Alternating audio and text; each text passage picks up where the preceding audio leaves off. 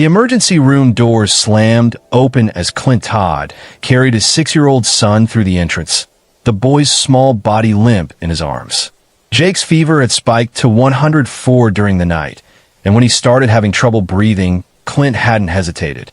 He'd grabbed his keys and driven straight to Mercy General, his hands steady on the wheel, even as his heart hammered against his ribs.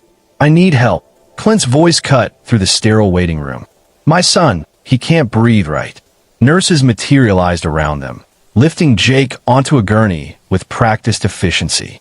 They wheeled him through double doors before Clint could follow, leaving him in the fluorescent glare of the waiting room. A woman with a clipboard appeared, asking questions he answered mechanically while his eyes stayed locked on those doors. "Name, insurance, medical history, emergency contact. Your wife?" the woman asked. "Should we call her?" "She's out of town," Clint said. "Business trip in Seattle. I already texted her." The woman's expression shifted slightly, something that might have been sympathy or judgment. Clint couldn't tell. He'd stopped trying to explain his marriage to strangers. Vanessa traveled constantly for her family's foundation. The Griffith Foundation, established by her grandfather in the 1950s, now managed by her father Stanley. Charitable work, they called it. Networking events, fundraising galas, board meetings in expensive hotels. Clint had been a project manager at a construction firm when they met. 5 years later, he still was. The Griffiths had never quite forgiven their daughter for marrying beneath her station. An hour crawled by. Then two. Clint paced the waiting room, his work boots squeaking on the linoleum. He'd come straight from the house in jeans and an old flannel shirt. Hadn't even thought to change. Around him, other families waited with their own terrors, their own prayers. Finally, a doctor emerged. "Mr. Todd? I'm Dr. Reynolds. Your son has a severe respiratory infection. We've stabilized him, but there are complications." Clint's stomach dropped. What kind of complications? "His airways are inflamed, more than we'd expect from a standard infection. We need to run more tests, but there's a possibility of an underlying condition. Something chronic." Dr. Reynolds hesitated. "I've consulted with a specialist. Given the severity, surgery may be necessary to place a permanent airway device." Permanent. The word felt heavy in Clint's mouth. A tracheostomy. It would ensure he can breathe if the inflammation becomes life-threatening. The doctor's tone was carefully neutral. "I understand this is frightening, but we want to be prepared for every scenario." Clint ran a hand through his hair. "Can I see him?" "Soon. Right now, he's resting. The sedatives are keeping him comfortable."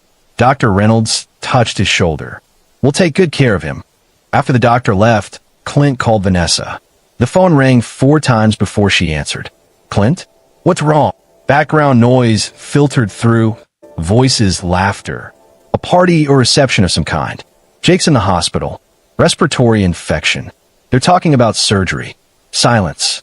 Then, "Oh my God. Is he? He's stable." "But Vanessa, they mentioned a tracheostomy. Something permanent." More silence. "I need to call my father. He knows the best doctors. Just don't do anything until I get there, okay? I'm catching the red eye tonight. Dad and Mom will probably come too." Of course they would. Stanley and Dolores Griffith, swooping in to take control. Clint wanted to argue, to tell her they didn't need her family's intervention, but Jake's pale face flashed in his mind. Pride was a luxury he couldn't afford. "Fine," he said. "Just hurry." The night nurse let him sit beside Jake's bed around midnight.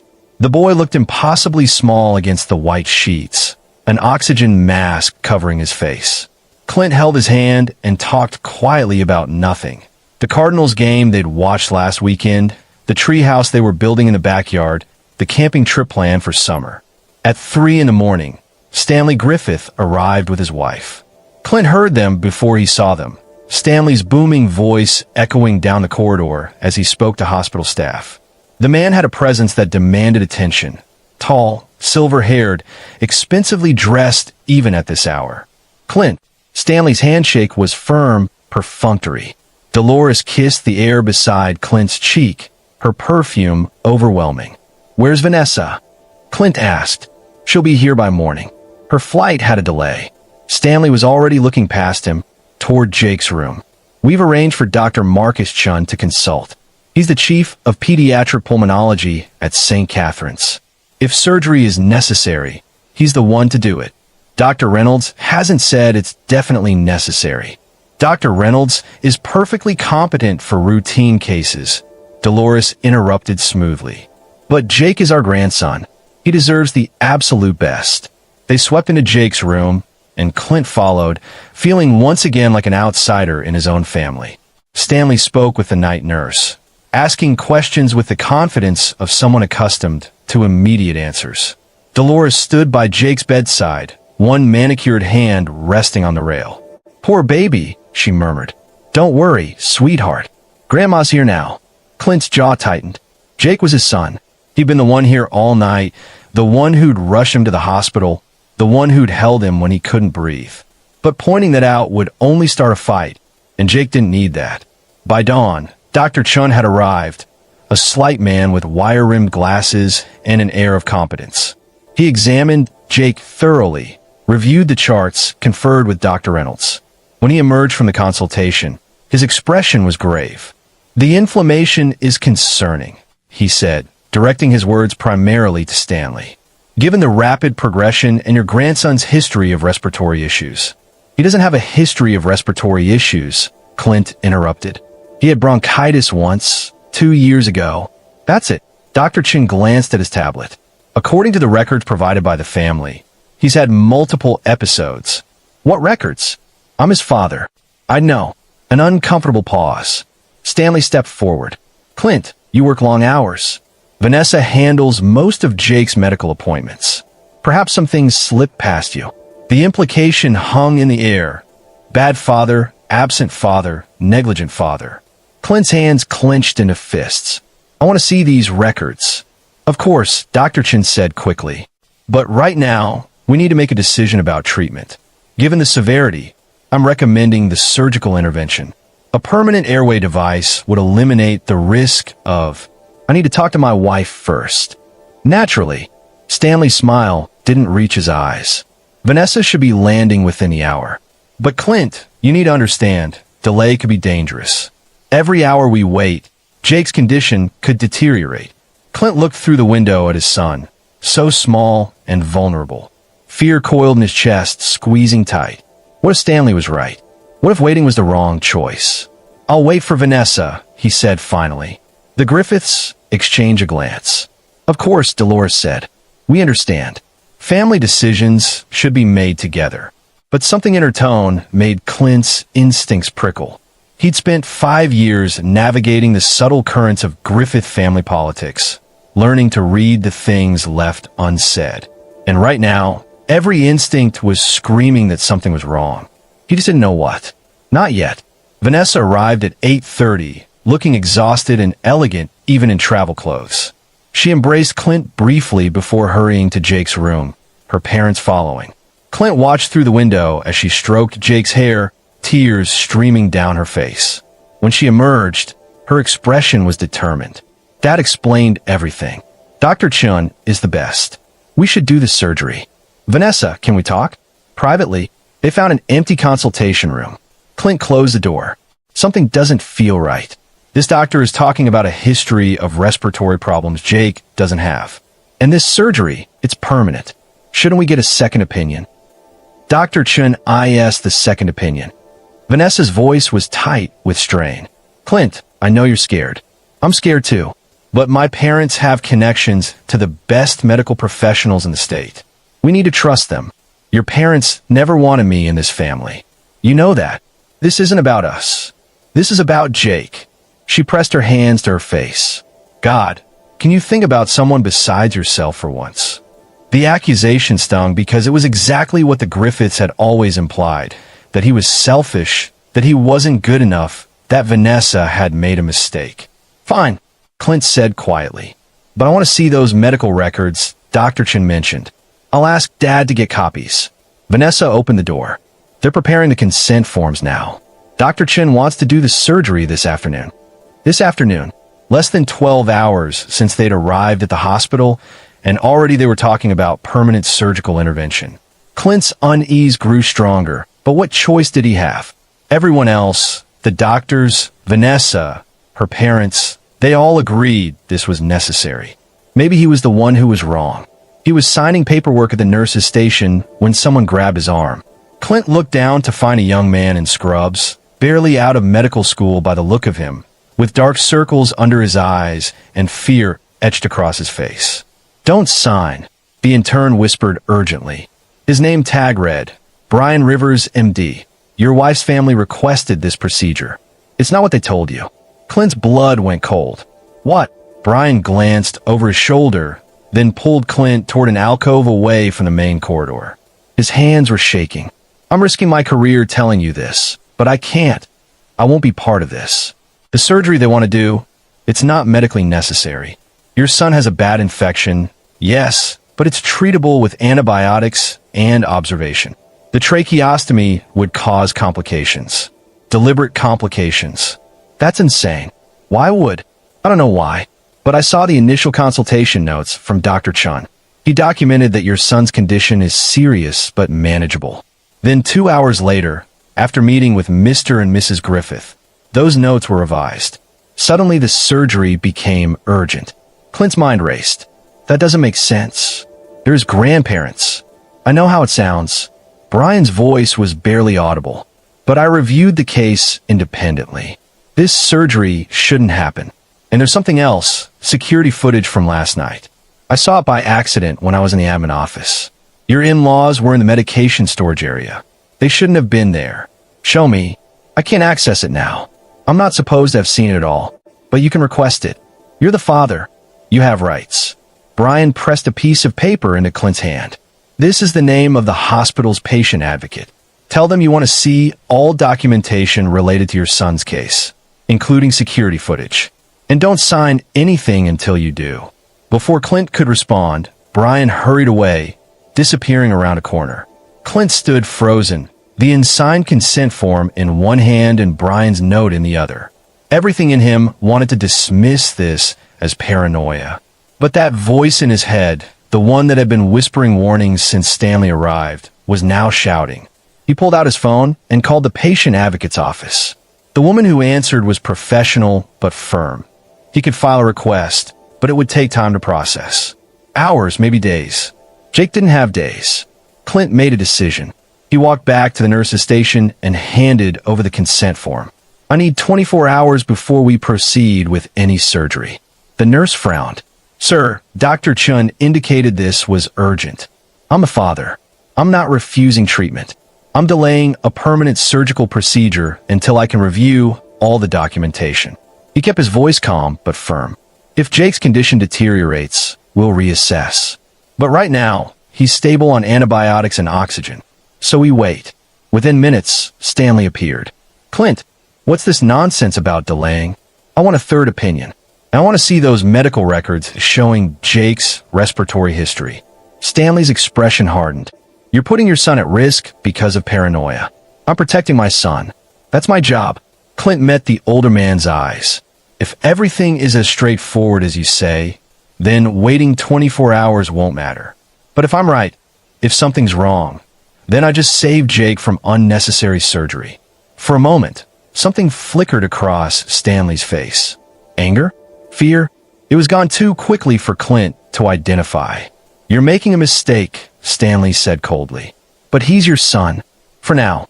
The threat in those last two words was unmistakable. Clint didn't care. He returned to Jake's room and settled into the chair beside the bed. Through the window, he could see the Griffiths in heated conversation with Vanessa. His wife's body language was defensive, uncertain. Whatever her parents were saying, she wasn't entirely convinced. Good. Maybe she'd listen to him, after all. His phone buzzed. An unknown number. He answered cautiously. "Mr. Todd? This is Linda Pack from Patient Advocacy. I expedited your request.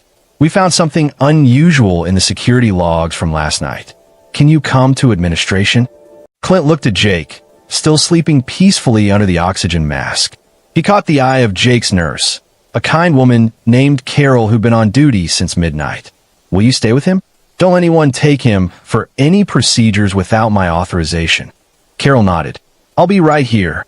The administration office was on the second floor. Linda Pack was a small woman with sharp eyes and a no-nonsense demeanor. She closed the door behind Clint and gestured to a computer screen. "This footage is from 2:47 a.m., she said.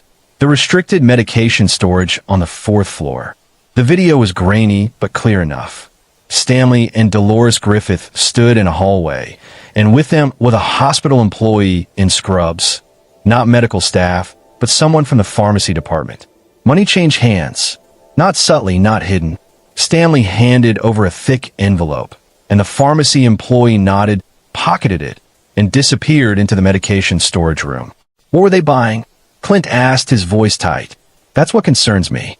I checked the access logs. Right after this exchange, several medications were accessed from your son's designated storage.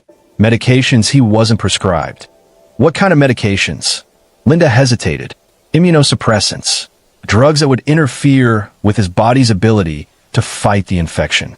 Mr. Todd, if those were administered, they'd make his condition appear much worse than it actually is. It would make the surgery seem necessary when it isn't." The room seemed to tilt. Clint gripped the edge of the desk. They were trying to make him sicker. "I can't prove that's what happened. But combined with the irregularities Dr. Rivers reported and the changed medical documentation." Linda met his eyes. "Mr. Todd, I think someone is trying to harm your son, or at least create a situation where harmful intervention seems justified." "Why?" The question burst out of him. "They're his grandparents. Why would they?" "I don't know, but I've contacted hospital security and legal counsel. This is now officially under investigation." She pulled out a business card. "This is Detective Marcus Wade with the police. He specializes in medical fraud cases. I've already briefed him."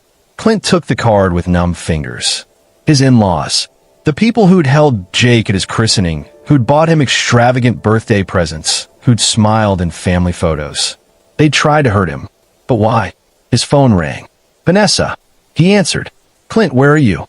"Dad is furious. He's threatening to petition for emergency custody, saying you're endangering Jake by refusing treatment." Her voice was high-pitched, panicked. "Please, just sign the forms. I can't deal with them right now." "Vanessa, listen to me carefully. Your parents bribed a hospital employee last night. They had medications tampered with. They've been trying to make Jake sicker to justify a surgery he doesn't need." Silence. Then, "That's insane. I have video evidence. The hospital has launched an investigation. And I need to know, did you know? Were you part of this?" "Part of what?" "Clint, you sound paranoid. Answer the question." "No." She was crying now. "I don't know what you're talking about. My parents wouldn't. They love Jake. They love us. Do they love you? Or do they love controlling you?" Clint's voice was harsh. "Think, Vanessa. Why would they want Jake to need permanent medical intervention? What would that give them?" Another long silence. When Vanessa spoke again, her voice was small. "Custody. What?" "6 months ago, Dad's lawyer updated his will. I saw it when I was at their house. Jake is the primary beneficiary of the Griffith Foundation Trust, but only if he's under the care of family members deemed fit to manage his interests." She drew a shaky breath. There was a clause about medical necessity. If Jake required specialized long-term care, the trustees could petition for custody to ensure proper management of his medical needs and inheritance. The pieces fell into place with horrible clarity. The Griffiths had never accepted Clint. They'd tolerated him for Vanessa's sake, but they'd been waiting for an opportunity. Jake was the heir to the Griffith fortune, the grandson who'd carry on the family name and legacy. But not if he was being raised by a working-class construction manager who'd never fit into their world. Make the boy sick. Make it permanent. Prove the father was negligent or incapable. Seize custody. Control the heir. It was monstrous, and it was perfectly legal if they could pull it off. "Where are you right now?" Clint asked. "With my parents. They wanted to discuss, oh God." Her voice broke. "They wanted to discuss the custody petition. They have papers drawn up. They said it was just a precaution in case you became unstable. But get away from them. Now, meet me in Jake's room." "Clint, they're my parents. They tried to kill our son. To make him sick. You said it yourself. They needed him alive, but dependent. They wouldn't actually, but she couldn't finish the sentence. The doubt was there now, poisonous and growing. "Vanessa, please. Trust me. I'm coming." The line went dead. Clint ran back to Jake's room. Carol was still there, and thank God, Jake was exactly as he'd left him. The boy's breathing was even, his color better than it had been hours ago. The antibiotics were working. "No one's been in?" Clint asked. "Dr. Chun came by to check on him, but I explained you'd authorized no procedures." He wasn't happy, but he left. 5 minutes later, Vanessa arrived. Her face was pale, her perfect makeup smudged. She looked at Jake, then at Clint, and something in her expression crumbled. "I want to see the footage," she whispered. They went to Linda Pack's office together. Vanessa watched the security video in silence, her hand pressed to her mouth. When it finished, she closed her eyes. How could they? The words were barely audible. How could they? Because they never saw Jake as his own person, Clint said quietly. "He's an heir, an asset to be managed. And I'm the obstacle." Vanessa was trembling. "What do? We protect our son, and we make sure they pay for what they try to do." Detective Wade arrived within the hour. He was a tall black man with a weary expression and careful eyes. He interviewed Clint and Vanessa separately, took copies of the security footage, and reviewed Jake's medical files with the hospital's legal team. "This is preliminary," he warned them, "but there's enough here for an investigation. Medical fraud, attempted child endangerment, possibly more depending on what we find. But the Griffiths are influential people. This won't be simple." "I don't care how complicated it is," Clint said. "They try to hurt my son." Wade nodded. "I believe you. But here's what's going to happen next. They'll lawyer up immediately. They'll claim the footage is being misinterpreted, that any medication irregularities were accidents, that their concern for Jake's health is genuine. They might even turn this around and claim you're the negligent one for refusing medical treatment. So they get away with it?" Vanessa's voice was sharp. "I didn't say that, but you need to be prepared for a fight." Wade looked between them. "In the meantime, the hospital is restricting the Griffiths' access to Jake. They can't make medical decisions without both parents present. And I'd suggest you consider getting your own attorney. This is going to get messy." After Wade left, Clint and Vanessa sat together in Jake's room. The sun was setting, painting the walls golden. Their son slept peacefully, unaware of the war being waged over him. "I should have seen it sooner," Vanessa said. "All those times Dad insisted on being involved in Jake's medical appointments. Mom always wanted to be the one to take him to checkups. I thought they were just being helpful. They're your parents. You trusted them. They tried to hurt my baby." She looked at Clint, and her eyes were hard. "I'm done. Whatever they do, whatever threats they make, I'm done with them." It was a start, but Clint knew it wouldn't be enough. The Griffiths wouldn't simply accept defeat. They had money, influence, and decades of experience manipulating systems to their advantage. A police investigation could take months, and in the meantime, they'd be working to undermine Clint and Vanessa at every turn. No, waiting for justice wasn't good enough. Clint had spent 5 years watching the Griffiths operate, studying their methods, learning their weaknesses. He'd been quiet, letting them believe he was simple beneath their notice. But he wasn't simple. He was patient. And now, he was going to show them exactly what happened when you threatened his family. Jake was discharged 3 days later with a prescription for antibiotics and a clean bill of health. Dr. Reynolds confirmed that the respiratory infection was clearing up nicely and there was no need for any surgical intervention. Dr. Chun had mysteriously become unavailable for follow-up, and hospital administration quietly suggested they might want to find a new pediatrician elsewhere. The Griffiths had been banned from the hospital pending the investigation. Stanley's lawyers had already filed complaints and threatened lawsuits, but Detective Wade was thorough and determined. More evidence had emerged. Text messages between Stanley and the bribed pharmacy employee, falsified medical records, a paper trail of payments designed to look like charitable donations, but that corresponded suspiciously with Jake's hospital visits. But Clint knew the legal system was slow. The Griffiths had already begun their counterattack. A story had appeared in the society pages suggesting family tensions over medical decisions. Whispers circulated through Vanessa's social circles that Clint was unstable, controlling, paranoid. The Griffith Foundation's PR team was working overtime to protect the family's reputation. Clint let them think they were winning. He took a week off work, ostensibly to care for Jake. Really, he was making calls, reviewing documents, and reaching out to people who'd been hurt by the Griffiths over the years.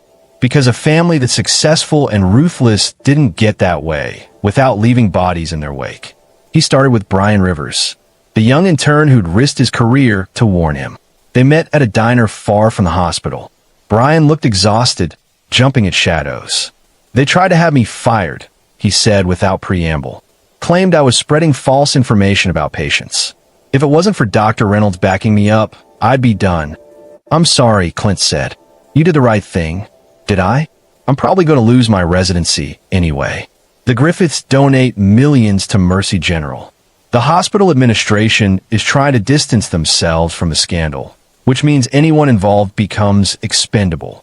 What if I told you there was a way to make sure they couldn't hurt your career? That we could expose them so thoroughly that their donations wouldn't matter? Brian's eyes narrowed. "I'm listening." Clint pulled out a folder. Inside were printed emails, communications between Stanley Griffith and various hospital board members over the past 5 years. He'd obtained them through a connection at the construction firm, a guy who'd done security system installations at the hospital and still had access to the network. "The Griffiths don't just donate to the hospital," Clint explained. "They use those donations as leverage. Look at this. Stanley threatening to withdraw funding unless a doctor who reported concerns about their behavior was reassigned. Here, Dolores demanding preferential treatment for family members, including access to restricted areas. They've been manipulating the hospital for years." Brian read through the documents, his expression darkening. This is huge. Have you shown this to Detective Wade?" "Not yet, because if I hand it to the police now, it becomes part of a slow legal process. The Griffiths will bury it in motions and delays. But if this information were to leak to the press, say, through a concerned medical professional who witnessed patient abuse, it would be much harder to contain. You want me to go public? I'm asking if you'd be willing to, with documentation to back you up. The hospital can't fire you for whistleblowing on genuine misconduct, especially if it becomes a major news story. You'd be protected." Brian was quiet for a long moment. "They try to hurt a kid, a 6-year-old, to get custody and money." He looked up.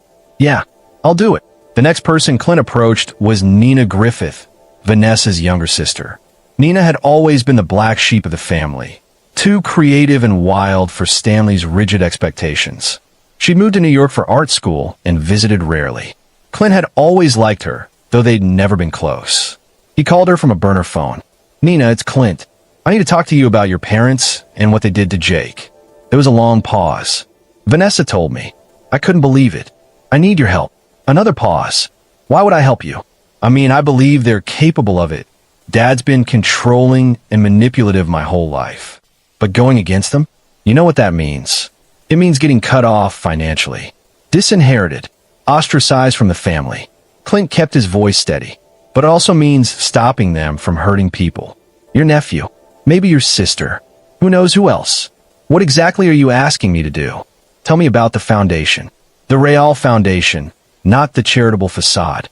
I know there are things that don't add up. Donations that disappear. Projects that never materialize. Your dad's been using that foundation for something, and it's not just tax benefits."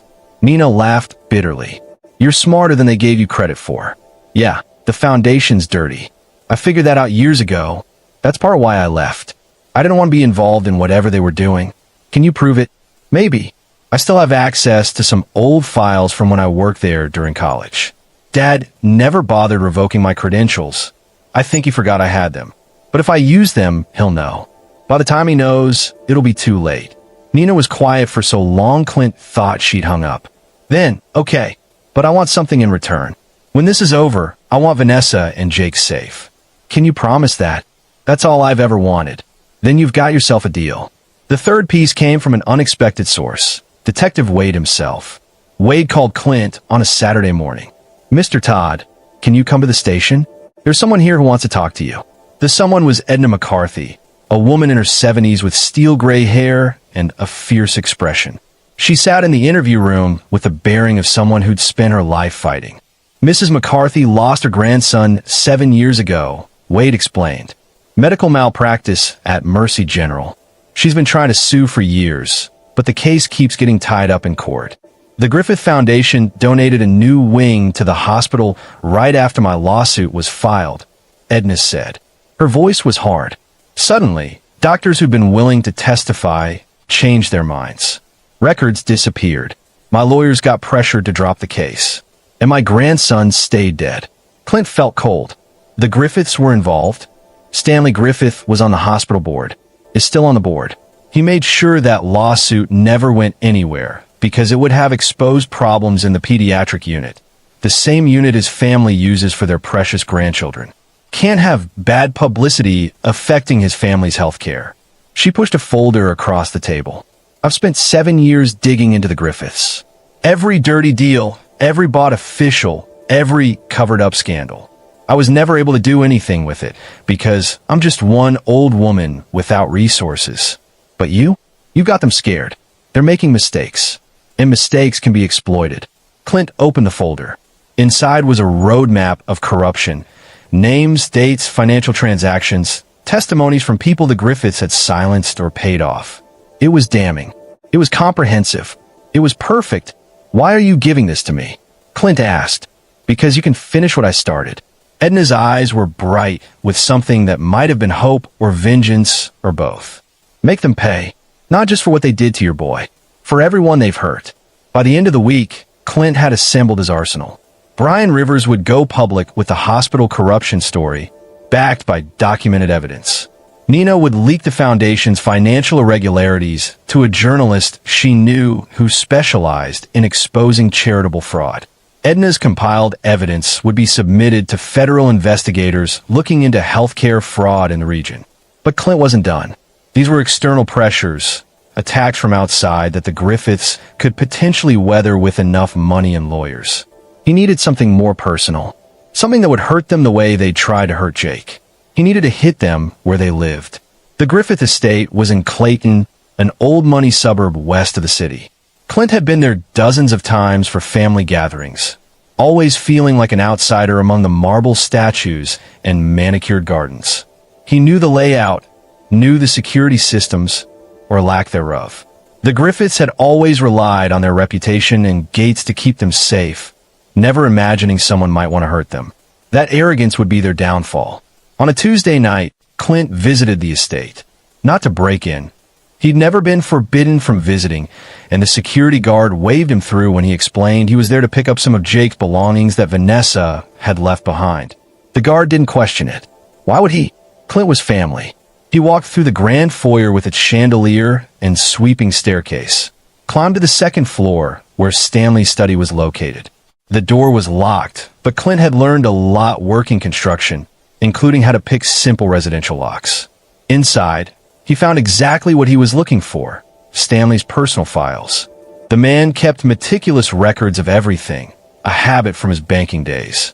Contracts, financial statements, correspondence with lawyers and doctors and politicians. All of it carefully organized and criminally incriminating. Clint photographed everything. Every page, every document, every piece of evidence of the Griffiths' corrupt dealings. It took 2 hours, and his heart hammered the entire time, expecting someone to burst in and catch him. No one came. He locked the study behind him, walked back downstairs, thanked the security guard, and drove away with gigabytes of evidence on his phone. That night, he sat in his small house with Jake sleeping upstairs and Vanessa beside him on the couch, and he organized everything. Made copies, encrypted files, sent them to secure email accounts and cloud storage. Made sure that even if something happened to him, the evidence would survive. Are you sure about this? Vanessa asked. Her face was drawn, exhausted from weeks of stress. They're going to destroy us. You know that, right? Once this goes public, they'll use every resource they have. Let them try. Clint's voice was calm. They made one critical mistake, Vanessa. They underestimated me. They thought I was just some working-class guy who got lucky marrying you. They never bothered to really see me. What do they not see? That I'm patient, that I pay attention, that I don't forget. He looked at her, and that I love my son more than they love their reputation. Vanessa leaned against him. I'm sorry for not seeing what they were, for letting them anywhere near Jake. Stop. This isn't your fault, isn't it? I knew what they were like. I knew they were controlling and manipulative. I just never thought they'd go this far. No one expects their parents to be capable of hurting their grandchild. Clint kissed the top of her head. But you're seeing it now. That's what matters. The story broke on a Monday morning. Brian Rivers held a press conference outside Mercy General Hospital, flanked by Dr. Reynolds and two other physicians who'd witnessed the Griffiths' inappropriate behavior over the years. He laid out everything. The bribed pharmacy employee, the falsified medical records, the pattern of the Griffith family using donations to manipulate hospital operations. By noon, the story was everywhere. Local news, national news, medical journals. The hospital's board announced an emergency investigation. Several administrators quietly resigned. On Tuesday, the financial fraud story dropped. Nina's journalist friend published a comprehensive expose on the Griffith Foundation, revealing years of embezzlement disguised as charitable giving. Money that was supposed to go to children's hospitals and education programs had been funneled into shell companies owned by Stanley's associates. Tax fraud, money laundering, it was all there. The IRS announced an audit within hours. On Wednesday, Edna McCarthy appeared on morning television, telling her story about her dead grandson and the Griffith family's role in covering up the medical malpractice that killed him. She was calm, dignified, and devastating. Other families came forward with similar stories, people the Griffiths had silenced or intimidated over the years. By Thursday, the FBI had opened an investigation into the foundation's finances. And on Friday, Clint delivered the final blow. He sent copies of Stanley's personal files to Detective Wade, to federal investigators, and to 3 separate news outlets. The documents proved everything: bribery, corruption, medical fraud, witness intimidation. They showed a decades-long pattern of the Griffiths using their wealth and influence to escape consequences while hurting anyone who got in their way.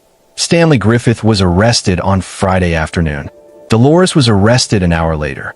The charges included conspiracy to commit medical fraud, child endangerment, bribery, tax evasion, and wire fraud.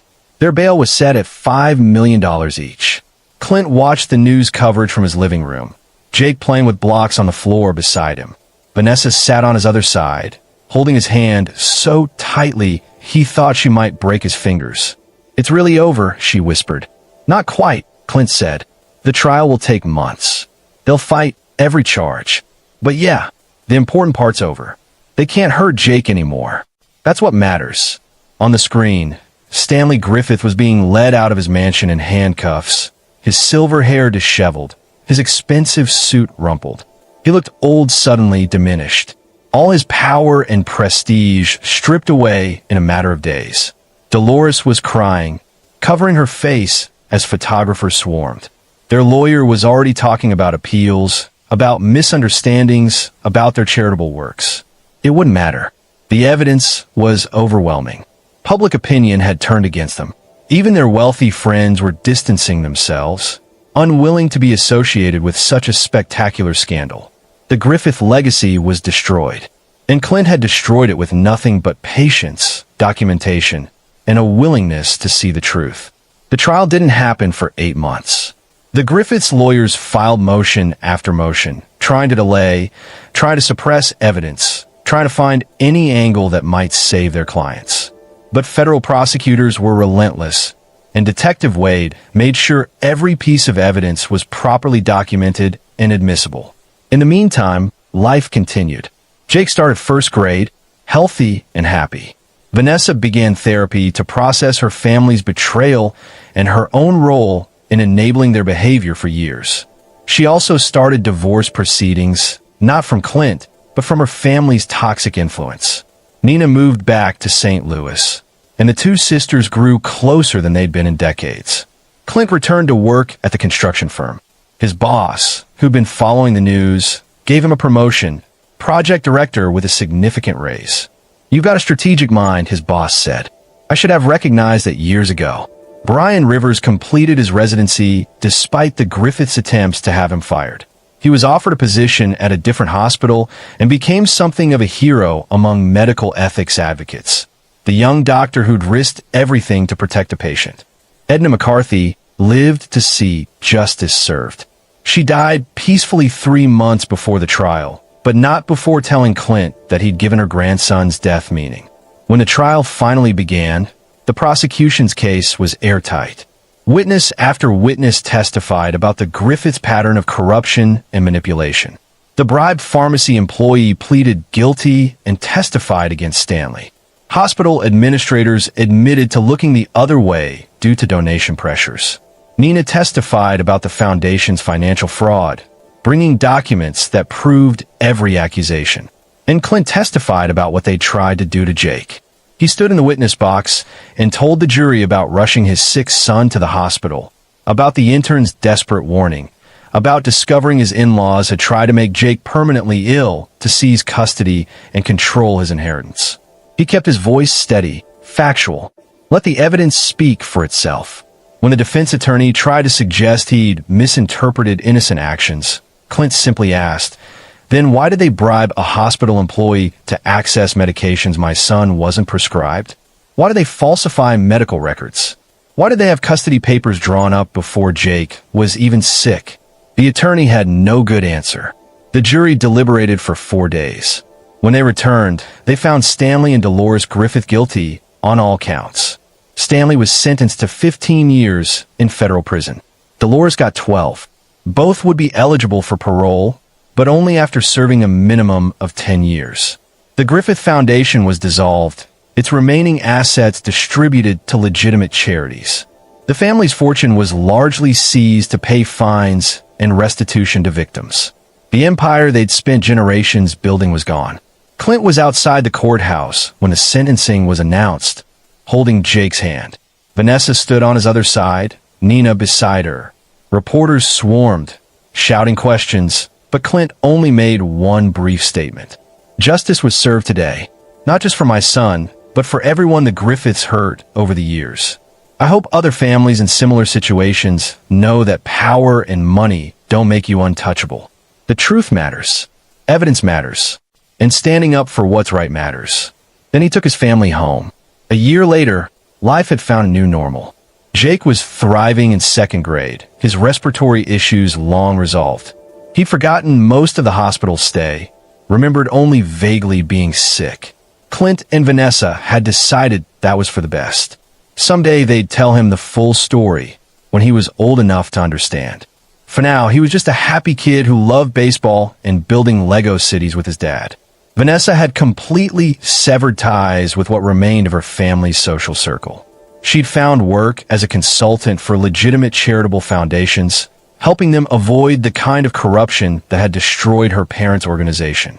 It was meaningful work, and it helped her process her guilt over not seeing her family's true nature sooner. Nina opened an art gallery in the city. She displayed her own work and that of other local artists who'd been overlooked by the establishment. It was small, scrappy, and successful. She visited often, and Jake adored his aunt. Clint stayed at the construction firm, but took on consulting work on the side, helping people investigate suspected fraud or manipulation in medical, corporate, or personal situations. He had a reputation now. People called him when they needed someone who understood how to document evidence, build a case, and expose corruption. He never charged much. It wasn't about the money. On a Saturday afternoon in autumn, Clint sat in his backyard watching Jake play in the treehouse they'd finally finished building. Vanessa was beside him, reading a book. The air was crisp, leaves turning gold and red. "You ever regret it?" Vanessa asked suddenly, taking them down so completely. Clint considered the question. Did he regret destroying the Griffith family legacy? Sending his wife's parents to prison? Making enemies of some of the wealthiest, most powerful people in the city? No, he said simply. They tried to hurt our son. There's no coming back from that. I know. She set down her book. Sometimes I wonder if there was another way. Something less devastating. There wasn't. You know that, right? If we'd let the legal system handle it quietly, they'd have found a way to escape real consequences. They always did before. The only way to stop them was to expose them so thoroughly that no amount of money or influence could save them. Vanessa nodded slowly. You're right. I know you're right. It's just hard watching my parents in prison, even after everything they did. They're your parents. It's okay to mourn what you thought they were. Clint took her hand, but they made their choices. They chose their pride and control over their family's well-being. Those consequences are on them, not you. When did you get so wise? I'm not wise. I'm just a guy who loves his family and won't let anyone hurt them. He smiled slightly. Besides, I had good teachers. Your parents taught me exactly how manipulation and corruption work. I just used those lessons against them. Jake called from the treehouse, wanting them to see the flag he'd hung from the roof. They walked over together, praised his work, helped him secure the rope properly. Normal family stuff. The kind of moment the Griffiths had tried to steal from them. As the sun set, Clint thought about Brian Rivers' desperate warning in the hospital corridor, about Nina's courage in turning against her family, about Edna McCarthy's 7-year quest for justice, about all the people who'd helped him bring down the Griffiths. None of them had been powerful or wealthy, but they'd been honest, determined, and willing to stand up for what was right even when it cost them something. In the end, that had been enough. The Griffiths were gone, their reputation ruined, their wealth seized, their freedom taken. And Clint's family was safe, healthy, and together. He'd won, not through money or connections or power, but through patience, intelligence, and an absolute refusal to back down when his son's life was at stake. That was justice, real justice, and it was enough. And there you have it. Another story comes to an end. What did you think? I'd love to hear your thoughts in the comments below. If you enjoy this story, consider joining our community by subscribing. It means the world to us. For more stories like this one, check out the recommended videos on screen. And I'll see you there.